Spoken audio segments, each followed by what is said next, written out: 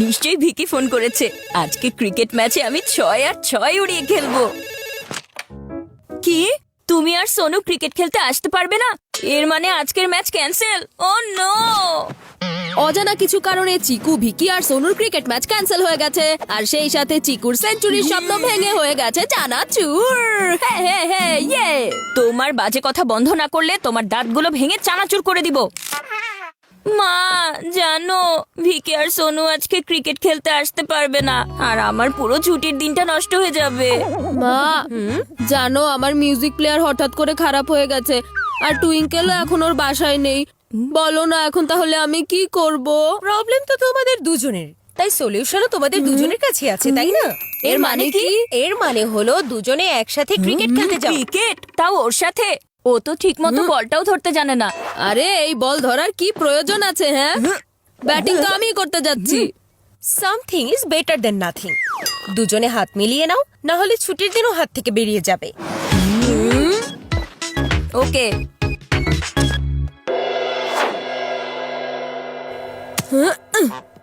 Batting করার অনেক শখ তোমার, তাই না? এমন ভাবে বল ছুড়ে দিব মাথা গোল গোল ঘুরতে থাকবে তোমার। বান্টি, আজ তোমার পায়ে ড্যান্সিং শু না, স্পোর্টস শু আছে।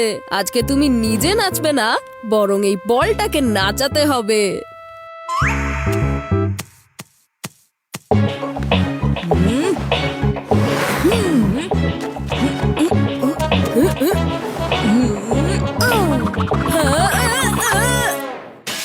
বল তো বাড়ির পেছনে চলে গেছে, কিন্তু এই কাঁচ ভাঙার আওয়াজ কোথা থেকে আসলো? আর এবার ব্যাট কোথায় গেল? লালমি আঙ্কেলের বাড়িতে। তুমি একটু বেশি করে ফেলেছো। আমি তো আজ পর্যন্ত শুধু বল দিয়ে কাজ ভেঙেছি, আর তুমি কিনা ব্যাট দিয়ে কাজ ভেঙে ফেলেছো। কারণ আমার স্টাইলটাই একটু অন্যরকম। এই, এবার ভাব দেখানো বন্ধ করো। এটা কোনো সাধারণ ব্যাট না, এটা হচ্ছে সেরা ক্রিকেটারদের অটোগ্রাফ করা ব্যাট, বুঝলে? আমাকে এখনই আমার ব্যাট ফিরিয়ে এনে দাও। আমি একা একা লালমি আঙ্কেলের বাড়িতে যাব? আরে না না না, এইসব আমাকে দিয়ে হবে না। বোকা বান্টি, এটা তো তোমাকে ব্যাটিং করার আগেই ভাবা উচিত ছিল। আমি যদি ওখানে একা একা যাই তাহলে উনি আমাকে বকা দিয়ে বের করে দেবে। আমাদের দুজনকেই যাওয়া উচিত, এই টাইম ফাইট করার জন্য না, ইউনাইট করার জন্য। ছোট ভাই, তুমি ঠিক কথাই বলেছো।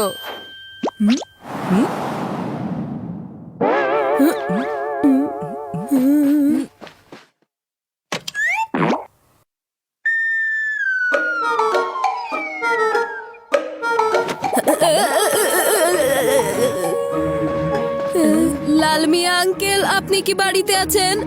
আপনি কি আমাদের কথা শুনতে পাচ্ছেন?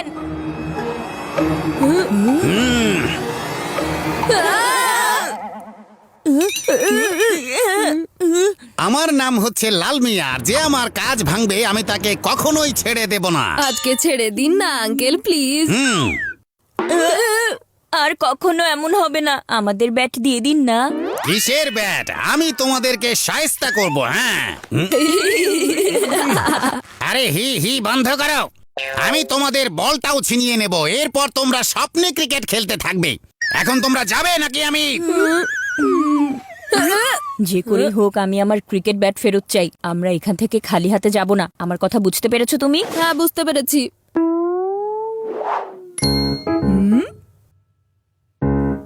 ব্যাট তুলে নেওয়ার জন্য এর চেয়ে ভালো সুযোগ পাওয়া যাবে না।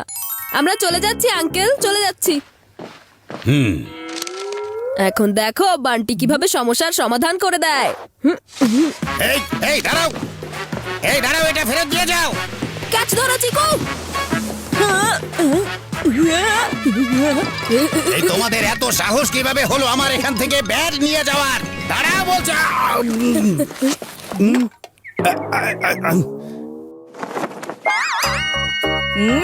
মাথা মোটা বান্টি, তুমি আবারও গড়বড় করে দিয়েছো। তুলে আনার কথা ব্যাট, আর তুলে এনেছো ঝাড়ু। সুইপ শট তো আর মারতে পারবে না, তাহলে এখন যাও সুইপিং করে নাও। লাল মিয়া ভাই, আপনি এত আবর্জনা ফেলে রেখেছেন কেন? 2 দিন পর পর এই দৃশ্য দেখতে হয়। আরে ভাই, মানে এইসব তো ব্যাপার হলো গিয়ে, মানে বলছিলাম কি এসব আসলে লাল মিয়া আঙ্কেল আবর্জনা ফেলে রেখেছেন ঠিকই, কিন্তু উনি বলেছেন এসব উনি নিজেই পরিষ্কার করে দেবেন। ঠিক বলেছি তো আঙ্কেল? আমি আসলে এখন কি এত ভেবে যাচ্ছেন আঙ্কেল? এই যে ধরুন আপনার ঝাড়ু, আর এখনই শুরু হয়ে যান। আচ্ছা ঠিক আছে, আমি এখনই ঝাড়ু দিয়ে দিচ্ছি। ঠিক আছে, দিচ্ছি। সব পরিশ্রমের উপর ঝাড়ু ফেলে দিয়েছো। হ্যাঁ, ব্যাট ফেরত আনার জন্য আমার কাছে একটা দারুণ আইডিয়া আছে। সেটা কি? ব্যাট রেস্কিউ করার অপারেশন।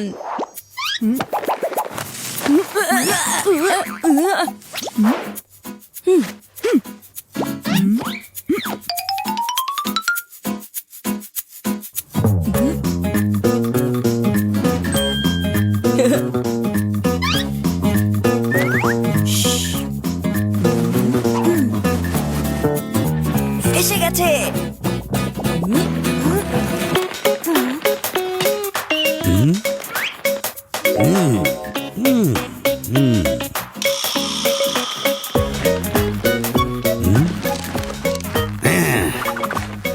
এখন আমিও দেখতে চাই এই ব্যাট এখান থেকে কিভাবে বের হতে পারে।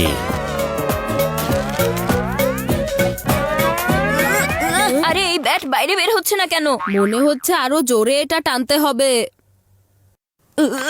হয়তো ব্যাট নিশ্চয়ই কোথাও আটকে গেছে। হাত দিয়ে টেনে কোনো লাভ হবে না, মাথার বুদ্ধি দিয়ে টেনে বের করতে হবে।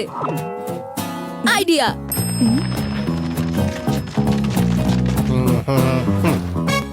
যে ব্যাটের জায়গায় ঝাড়ু রেখেছে সে এখন বুঝবে ঠেলা। ব্যাটের জায়গায় পুরো ক্রিকেট কিটও যদি থাকতো সেটাও রেস্কিউ হয়ে যেত। মনে হচ্ছে ব্যাট বাতাসে ছুড়ে দিয়েও তোমার বুদ্ধি খোলেনি, তাই এখন নিজেই লাফালাফি করছো। Let's wait and watch.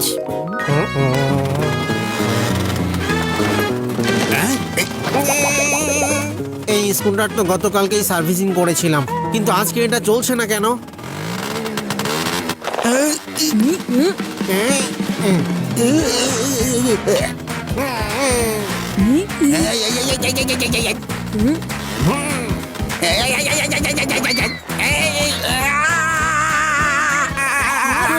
এটা তুমি কি করেছো বান্টি?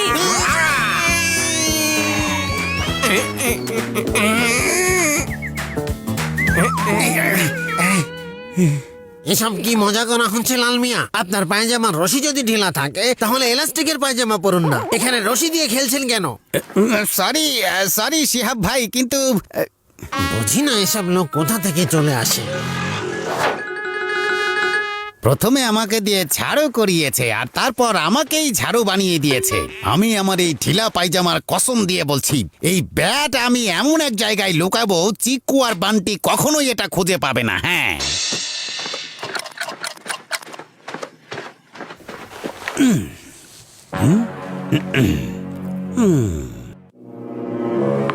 ও আরে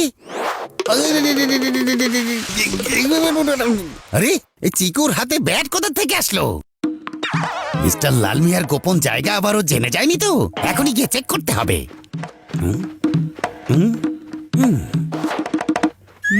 আমার মনে হচ্ছে আঙ্কেল তার স্টোর রুমের দিকেই যাচ্ছেন। আমাকে সেখানে ওনার আগেই গিয়ে পৌঁছাতে হবে।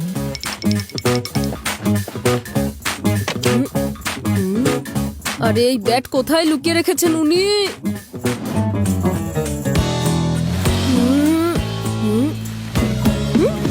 হ্যাঁ, ব্যাট পেয়ে গেছি।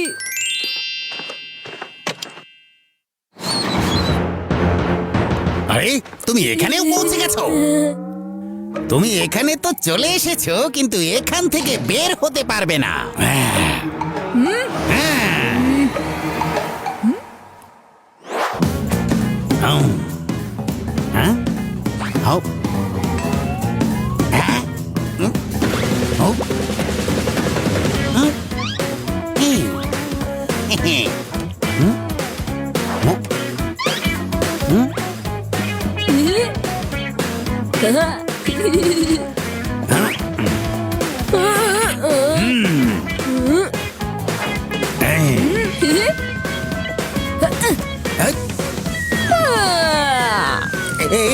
আরে বাই বাই আঙ্কেল।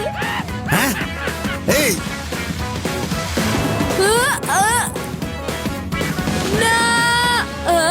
ও নো, এই ব্যাট তো ভেঙে গেছে। এখন চিকু ভাইয়া আমাকে ভেঙে ফেলবে। না থাকলো তোমার ব্যাট আর না বাজবে বাঁশি। আমি বলতে চাইছি তুমি আর ক্রিকেট খেলতে পারবে না।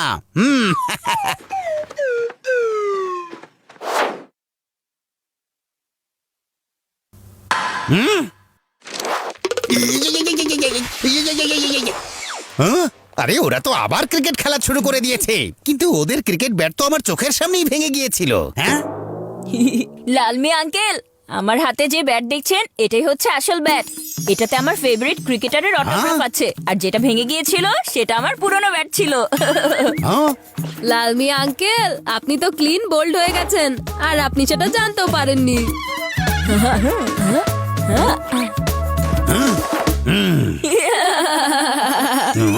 চিকু চচ্চড়ি, এখনই বলটাকে মেরে দেখাও।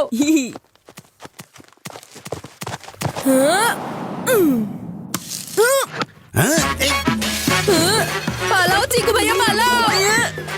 আমার নাম হচ্ছে লাল মিয়া। আর যে আমার কাজ ভাঙবে তাকে আমি কখনো ছেড়ে দেব না।